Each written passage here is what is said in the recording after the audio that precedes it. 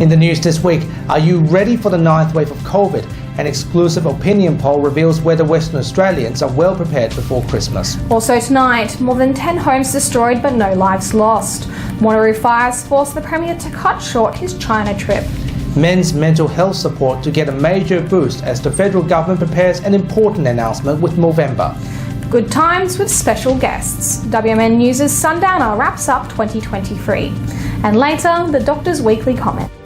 This is The Evening News with Ivan Loon and Maliva Thorne.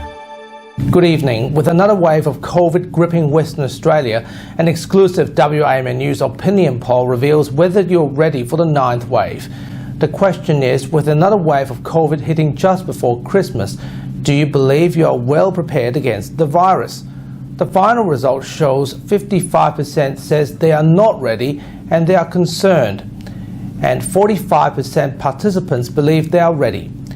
Australian Medical Association WA President Michael Page joins us exclusively to discuss the final results.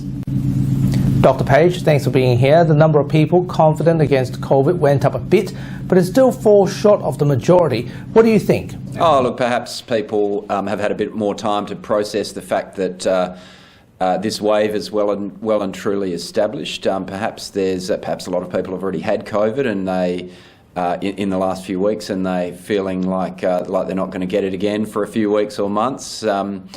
Certainly, you talk to anyone on the street, and a lot of people have had COVID recently. We don't have great data, of course, because people aren't testing, but clearly a lot of people have had COVID. But the fact that a lot of people remain with a feeling that they're unprepared for COVID is again not surprising. Testing is not as widely available as it was previously. There's uncertainty around new strains. A lot of people aren't up to date with their boosters. A lot of people are anxiously awaiting the availability of the new variant-specific booster.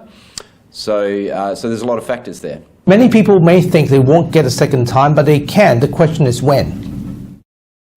Oh, absolutely. I mean, you know, it doesn't take long for your immunity to wane after a COVID infection, such that you can catch it again, whether that's with the same variant or another variant. Each time you get COVID, you've got a greater chance of developing longer-term symptoms from it, including long COVID. So it is important for people to try to avoid reinfection, even if they've felt like they just had a cold the first time around. But I don't think people should be overly anxious about it. It's just one of those things that we're living with now. What do you have to say to people who are concerned? Look, again, just do everything you can to protect yourself. Make sure if you are in a high-risk area, if you're personally at high risk, or simply if you don't wish to catch COVID, wearing a mask is effective. Make sure you're up to date with your booster vaccinations. If you're eligible for the new booster vaccination, the variant-specific one that's recently been announced, then get it as soon as you can. And you can read the full story only available on the WAMN Extra News Club. Doctor, thanks for your time and wish you an early Merry Christmas. Anytime, same to you and to your audience. Movember is back this year as advocacy for the importance of mental health continues in Australia. WAMN News can exclusively reveal that the Albanese Federal Government and Movember will jointly announce a new mental health support policy with bipartisan support from the opposition. Nigel Gold is one of Movember's leading advocates and he joins us with more details. Movember at the government, we want to turbocharge with the government to get more programs to get young men so they have social knowledge and programs where they learn, where they haven't had anyone to teach them. And going on our track record, you know, we've had through mental health awareness, suicide prevention and prostate cancer, we want to turbocharge these fantastic programs so that everyone can get them, no matter who you are. And working with the federal government, it'll be announced in more detail what we want to do. The last 20 years, Movember has been an incredible force, making men live that little bit longer because they have short lives, and make them longer, make them happy, and get everyone working together. Yes, that simple message to keep it so simple. It's okay not to be okay. It's okay to get help.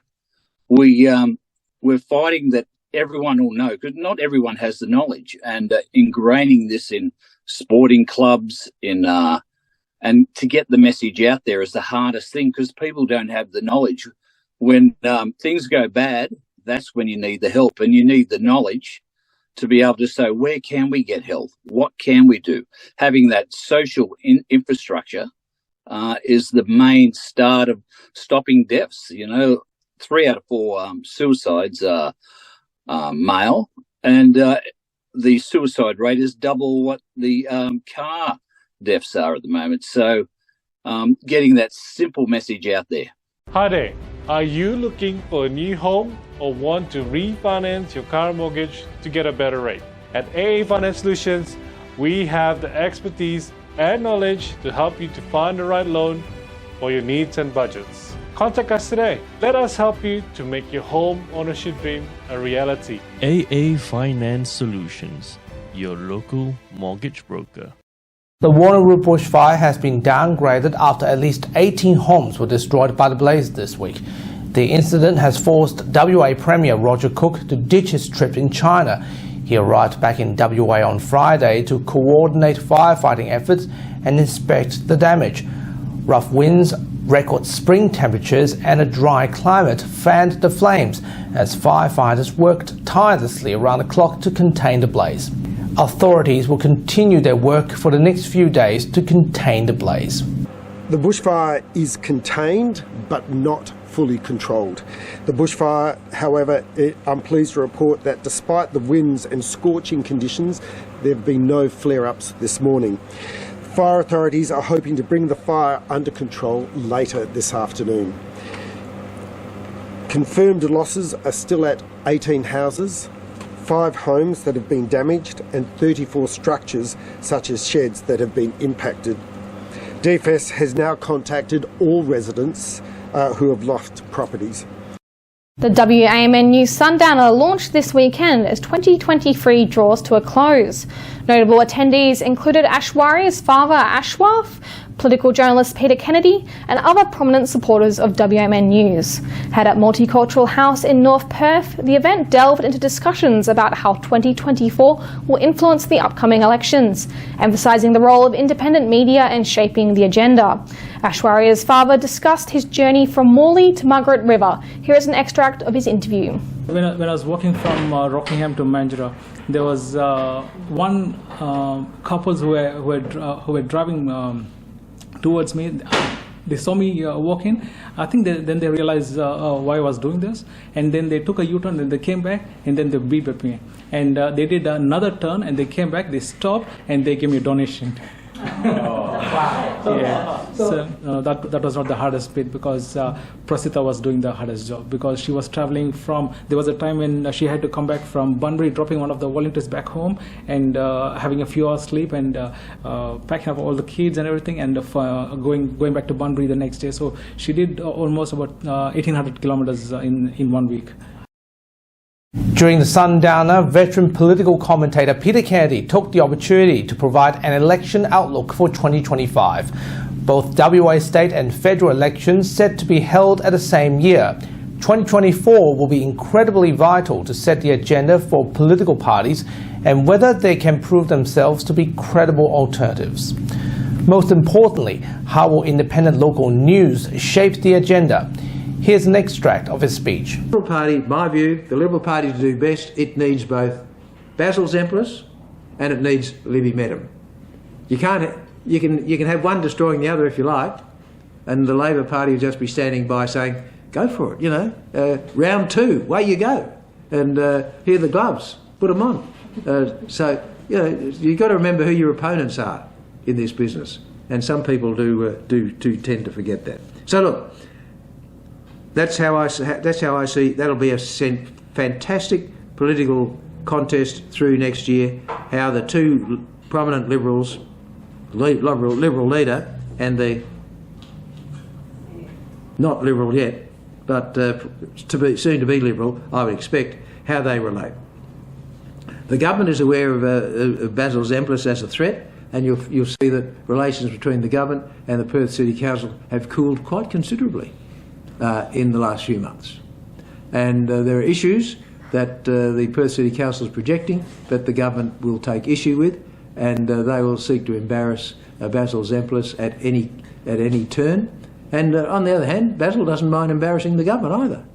And you can watch Peter and Ashwell's full speech during the Sundowner on the WAMN Extra News Club. Don't forget to subscribe to support independent local news and keep democracy strong. WA Police Officer Ella Cutler is determined to return to her law enforcement career as she channels her efforts towards recovery. Ms Cutler and her family met with WA Police Commissioner Cole Blanche. They seized the opportunity to express gratitude to the department and the public for their steadfast support. Ella is genuinely humbled by the wave of support and love she has received from the community during these challenging times. Back in September, the Mirrabooka detective was travelling with a 34-year-old Australian man when they both fell. Although Ella had travel insurance, it was not honoured due to her alcohol consumption around the time of the incident. Dr. Andrew Miller is currently away in Africa to carry out charity medical work. As a result, Dr. Karina Powles will be joining us for the next few weeks on the weekly medical and news and commentary segment. Thank you for having me today. I understand your viewers are appropriately remaining concerned about COVID.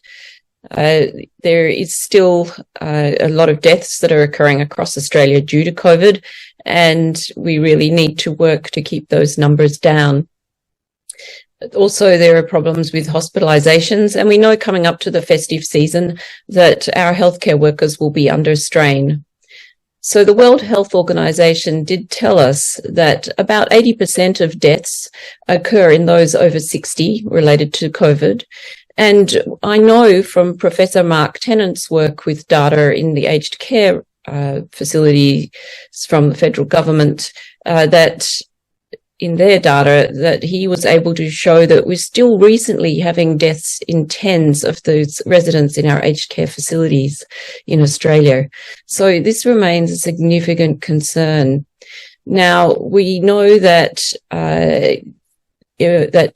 the Americans in September, their Centre for Disease Control and Prevention gave advice that anyone over age 6 months in their populace should be looking at having the latest XBB vaccines.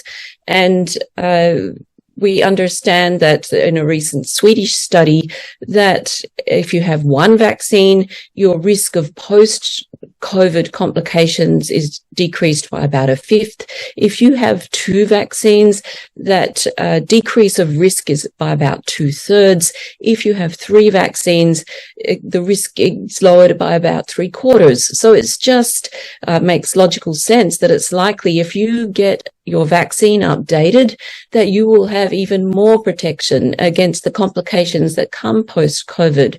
We know our scientists are concerned with inflammation in the brain, in the neurons that could be linked to Parkinson's or Alzheimer's. We know that there is concern for pancreas and diabetes with COVID, increased risk of that. And we know that our lungs can be affected, our hearts can be affected, our kidneys can be affected if we contract this disease. So it's good to prevent this illness and stop it running rampant in the community, especially in the festive season where we're all meeting up together and wanting to enjoy ourselves and see each other. But sadly, if you do feel unwell at all, it is best to stay at home and isolate for a few days if you can, or if you must go out, wear an N95 or P2 respirator type mask ideally. Of course, any mask is helpful, but yes, it's good if you wear a high quality mask. But ideally, if someone's not well, stay at home and still link in with your loved ones by contacting them on the telephone or on digital platforms. And you can exchange messages with people that way. It's hard, but to protect our loved ones, to protect our health system, it's good if we don't attend events if we're unwell. We have to remember that aside from the complications of COVID, that it does disrupt our daily lives. If you think of a new mother with a small baby, those babies, when they're young, are obligate nose breathers. That means that if they can't breathe through their nose easily, they are going to struggle to feed. So that's quite distressing from new mothers. So whilst we might just feel a little bit unwell, this illness can make others feel quite unwell or just struggle in their day-to-day lives, affect our workforce and affect our ability with logistics, which at the festive period time, we are all trying to get enough food on the table for everyone or have certain things done in our holiday period. And if we do not have enough workers there because they're unwell, we're going to struggle. So we've got to look after each other for the good of everyone. Now, you can help by, in your festive times and meetings, if you arrange these to be outside, if you must have them indoors, then try and space people out around the room. Don't have them sitting close together. Make sure, if you can, that some windows are open to let fresh air in a cross ventilation. Maybe see if you can afford a HEPA filter, or if someone you know has a HEPA filter that they may be attending your event and they could bring it along with them. That will help filter the air. These sort of measures will decrease the risk of any airborne disease, really. So things like influenza, etc., it just drops the risk and again the load on the hospitals. Now, we can continue to use those masks in our day-to-day lives when we're out shopping, and really avoid poorly ventilated indoor areas. So hopefully that will help us through our festive period, and we look forward to everyone enjoying themselves at this time. And thank you for having me, and I'll see you next week. Thanks, Doctor. Speaking of the WAMN News Sundowner, what a superb evening. It was great fun and I can't wait to do it again next year. What are your thoughts, Ivan? You put a lot of hard work on this, Melly, and so did Paige, and kudos to you. And also kudos to Haley, who couldn't have made it because of COVID. We also thank her for her efforts of preparing her speech. And also great discussion with everybody. And as Melly said earlier, we look forward to bringing it to you again next year. And now here's Leo Polisi. What's coming up on 6 News tonight? Thanks, guys. On 6 News, a second group of Israeli hostages and Palestinian prisoners released as part of a temporary ceasefire in Gaza. Dozens of homes in WA destroyed or damaged by bushfire burning in Perth's north, and protests have continued over the planned demolition of the Gabba in Brisbane. News is on the hour every hour here on 6 News. Watch live on our YouTube channel. Just search out 6 News AU. For now, though, guys, it is back to you. Thanks, Leo. Before we go, I will be away over the next few weeks and Paige will be taking my place on the news desk. I will be in our end of year news special, but apart from that, I look forward to seeing you in the new year. Look forward to work with you in the new year too. I know you really want to go to Indonesia. It should be an exciting trip. I'm looking forward to it very much. And that's our weekly news and current affairs. We have the latest news on our website, wamnnews.com.au. Remember to subscribe to the WAMN Extra News Club so we can continue our work in the community. Full details on wamnnews.com.au/news/extra. Well, until early in the year, I would say early Happy New Year to you, and also early Merry Christmas to you too. And as we all said earlier, Paige is going to take up the chair, and I look forward to work with her as well. Well, we'll see you next week as per usual. Thanks for watching. Thanks for being with us.